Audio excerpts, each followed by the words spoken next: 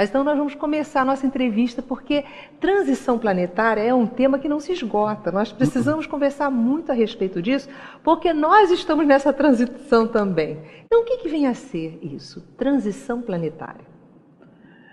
A par dos mitos que se cria em torno das mudanças que se processam, seja na natureza humana, seja no próprio planeta, tudo é cíclico. Nós vamos entendendo isso, nós estamos em mundos transitórios, não mundos definitivos. Então nós vamos entender que a transição significa um ciclo velho que encontra a sua destituição natural, pela lei de destruição, e um ciclo novo, que se mescla com esse velho. A transição é exatamente isso. É o que o codificador define no livro A Gênese, no seu capítulo 17º de Sublime Beleza. Nós temos um histórico de mundo primitivo, de mundo de expiação e prova, e a proposição da regeneração. O mundo dos cataclismos é aquele da base, em que os elementos estão se ajustando para formar e dar a feição, vamos dizer assim, mais estável do orbe. O que o planeta vai sofrer é o que periodicamente ocorre, os ajustes. O homem influencia, vem o retorno. E isso a gente está sofrendo. Mas a grande transformação, ela é moral, afirmam os espíritos superiores. Desde a codificação, passando pela obra de Chico Xavier, que é extremamente confiável, nós vamos observar que o que ele sinaliza é que as entranhas da humanidade é que está em efervescência. Então, hoje nós estamos lidando com o homem atuando de forma desbaratada, estranha. E isso causa muitas aflições. Mas isso é o fomento do estado moral que precisa passar por uma revisão para entrar numa nova linha de sintonia. Que nós observamos que em 52 ou 54, o Emmanuel, através de Chico Xavier, deu uma entrevista para a Legião da Boa Vontade.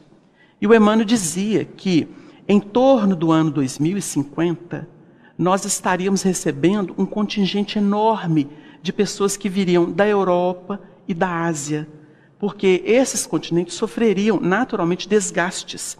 Mas preste atenção, ele afirmou que nós receberíamos esses elementos que viriam no processo de emigração, porque nós temos instrumentos para prever, para conseguir falar assim, olha, o mar vai passar por turbulências, nós temos movimentos de placas tectônicas.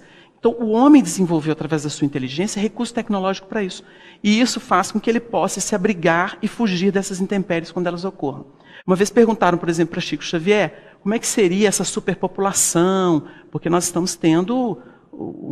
Os números nunca foram tão avultados, né? Hoje nós estamos beirando 7 bilhões de pessoas no mundo, segundo dados aí apresentados.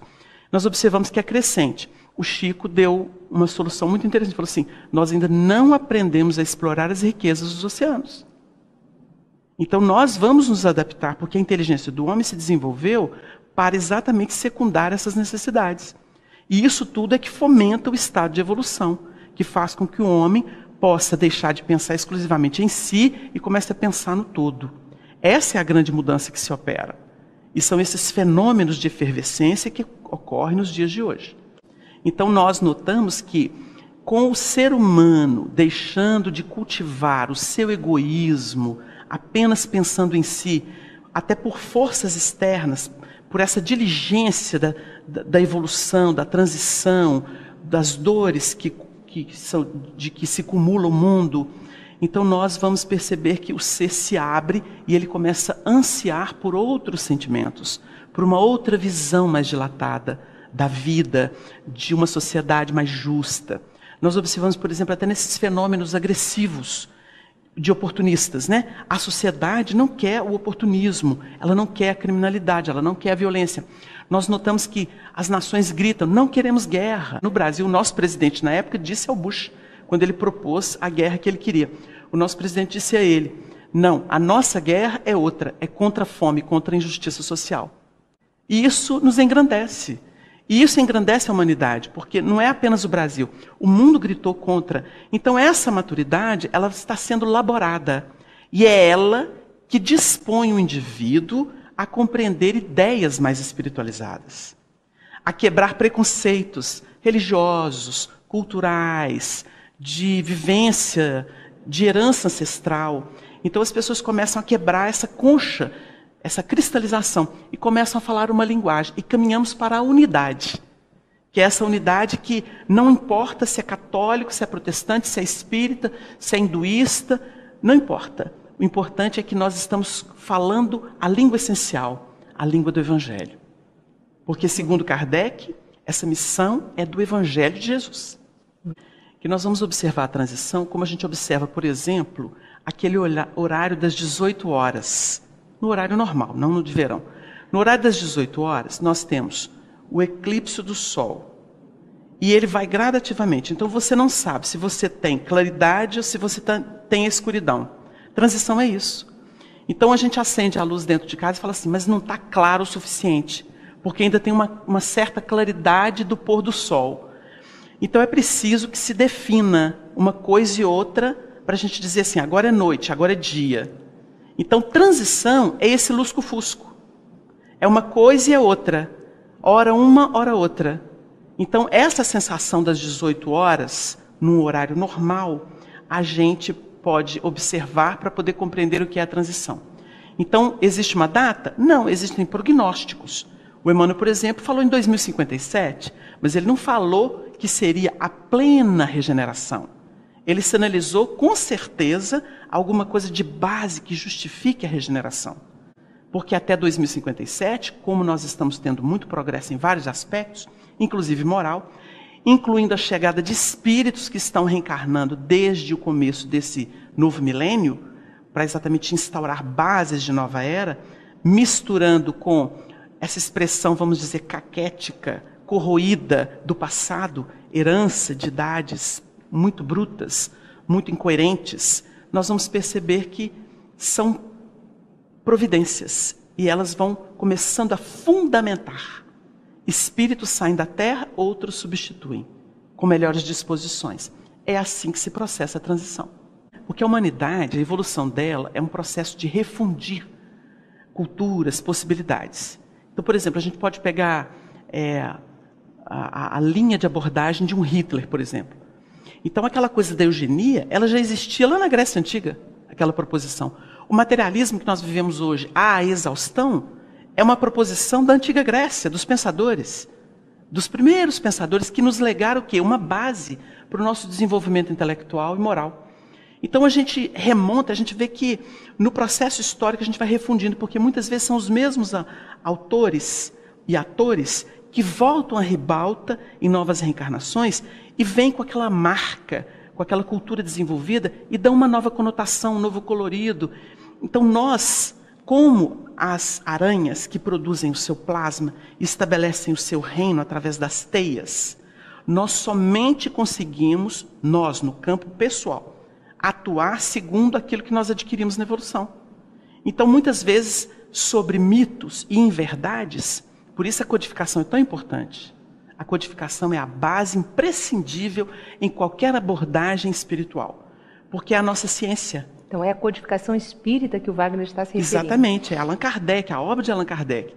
Ela é um referencial porque ela não é produto de uma mente, ela não é produto do codificador, como muitos tentam.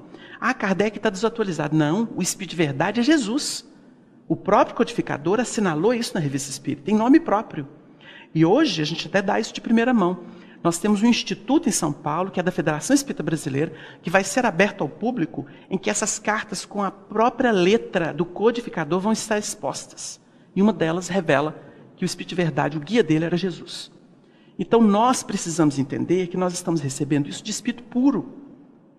Esse material, essas conceituações que o Espiritismo fez, elas chegaram para exatamente estabelecer as novas bases de um novo mundo. Isso não é palpite, não. Palpite é espírito que acabou de desencarnar e escreve, dá notícia, e vai falar da realidade dele ainda, em transição. Agora, espírito depurado é outra coisa. Então, nós temos que estudar a escala espírita e poder, então, com a obra da codificação, fazer esse discernimento do que realmente é uma proposição momentânea, no tumulto, na poeira que essa reforma proporciona ou estabelece para todos nós. E isso já faz parte das nossas provas. Porque nós estamos vendo, por exemplo, no criminoso que assassina brutalmente, no sistema político que é corrupto, no médico que negligencia o atendimento. Nós estamos vendo o nosso passado, o que nós construímos. Não é o outro, não. Isso é revisão. Hoje a gente tem horror a isso, porque desenvolvemos princípios, amadurecemos concepções morais. Mas antigamente a gente nutria isso. Então é herança. Deus não é injusto. Deus é amor. Deus não criou isso, nós criamos isso. Essa humanidade que falece é a humanidade que nós construímos. Então é preciso conhecer a verdade para então fazer um juízo perfeito. Discernimento é o que o Espiritismo proporciona às criaturas. A capacidade de ajuizar das coisas e separar os bodes das ovelhas, que é um termo do Evangelho. Nós aprendemos com a espiritualidade que a evolução somente se processa num campo adverso. Nós costumamos dizer assim, eu queria viver em Sírios, eu queria viver em Nosso Lar, eu queria viver em Alvorada Nova, onde só tem espírito bom, eu não sou dessa terra, essa terra é só confusão, essa diversidade, parece que as pessoas não se entendem, não querem se entender, mas a virtude só é provada na adversidade. Toda a história do cristianismo nascente, para instaurar as bases de um novo tempo, uma concepção divina da vida, que foi trazida por Jesus Cristo, nosso Mestre e Senhor, nosso governador planetário. Ela se deu através dos elementos que secundaram seus esforços, o seu testemunho supremo. Porque elas se deram em holocausto. E para se dar em holocausto, elas têm que quebrar a concha do egoísmo. A concha do egoísmo, ou vamos dizer assim, nós estudamos na doutrina como sendo o instinto de conservação. O egoísmo nasce do instinto de conservação, que é natural. É preciso que você se cuide. Se você não se cuidar, você não aprende a cuidar de ninguém. Então você começa primeiro atendendo as suas necessidades, no plano da evolução é assim, na primitividade é assim. Depois você, de tanto se cuidar, você sabe o que é isso para poder entender o outro na necessidade dele. E aí você começa a atuar com o outro, pelo outro, porque você já fez por si. Daí a gente entender aquela proposição de Jesus. Ama teu próximo como a ti mesmo. Porque o primeiro amor é por nós. Nós aprendemos assim na evolução. Eu preciso me cuidar. Então eu dou pancada para comer lá na primitividade, chuto o que está na minha frente porque eu tenho que chegar primeiro. E a espiritualidade bate palma. Está evoluindo. Porque eu tenho que implantar primeiro as bases em mim. Em seguida, eu vou ser chamado e aí eu vou ter conflito. O outro não tem, eu tenho. Aí começa a me incomodar. Esse conflito significa que eu tenho evolução à altura de poder compartilhar. Se eu não compartilho, eu fico mal. É a morte moral. Mas se eu compartilho, enquanto uma alegria, eu vou querer fazer mais. Esse é o mecanismo da evolução moral. Porque a gente acha que moral é regra religiosa lá fora. Não. Moral é um movimento de vida por dentro de nós, mostrando-nos Deus, a sua amplitude, a sua infinitude. Então nós compreendemos que pelo processo da evolução, de percepção das coisas, do estudo doutrinário, nós vamos conseguindo nos qualificar. E nessa qualificação, nós passamos a cooperar com o mundo, porque o mundo é vibração, é energia. Quando eu mudo, quando eu, por exemplo, observo corrupção, criminalidade, maledicência, malevolência, e não compartilho disso, não compartilhar não significa atacar. Não compartilhar é não nutrir. É ser porto final. Se alguma coisa ruim para o semelhante, para a humanidade, chega em mim, eu sepulto. Eu estou colaborando. Tem pessoas que passam em silêncio na vida. Um silêncio em que ela transforma tudo que é ruim no que é bom. Então, a resistência de que a espiritualidade tanto fala, que nós precisamos desenvolver e ter, é aquela de não nutrir o que não presta. Se nós somos o porto final das coisas que não servem e que não passam pelo crivo da verdade, nós somos grandes trabalhadores. Porque neste mundo, um papel muito importante que a gente tem a realizar é o de saneadores. É o do lixeiro. Eu não vou deixar lixo para ninguém. Eu vou recolher. E sepulta. Sepulta na prece, sepulta no perdão, sepulta na misericórdia, sepulta na indulgência. Então nós começamos a fazer uma obra. Porque a obra do Cristo, ela não é alarde, ela é a da transformação. E é a vibração. A vibração é que é importante. Quantos corações sustentados naqueles momentos mais duros da vida. Nós estamos vivendo nessa transição quadros de muita dor. E a mensagem espírita cristã, ela tem um condão de transformar pensamentos que às vezes estão comprometidos com o pessimismo, com o horror, em pensamentos de perdão, de caridade, de superação. Quais as características desse mundo de regeneração? Nós observamos pelos sinais da espiritualidade, naquilo que já nos ofereceu desde Allan Kardec, seja principalmente no capítulo 18 do livro A Gênese, em que ele vai falar as características dos que estão chegando, que vão chegar com mais espiritualidade. Propensão para uma concepção de vida muito maior. O mundo de regeneração é isso. A vida não é apenas comer, beber, dormir, procriar, que é o que o animal faz. Então a pessoa, por exemplo, e vamos atacar os temas práticos. A pessoa, quando pensar em sexo, ela não vai pensar no seu prazer de hoje, no de amanhã, no depois de amanhã. Ela vai pensar no prazer da alma. Ela não vai pensar no corpo, ela vai pensar na alma. Hoje se pensa no corpo. Hoje se pensa no prazer do corpo, que é passageiro, é fugaz. E não traz para a pessoa a compensação que ela busca. Mas quando ela procura, por exemplo, aquilo que nutre o coração, então ela vai vincular sexualmente, mas ela vai vincular com qualidade, com seleção. Isso significa evolução.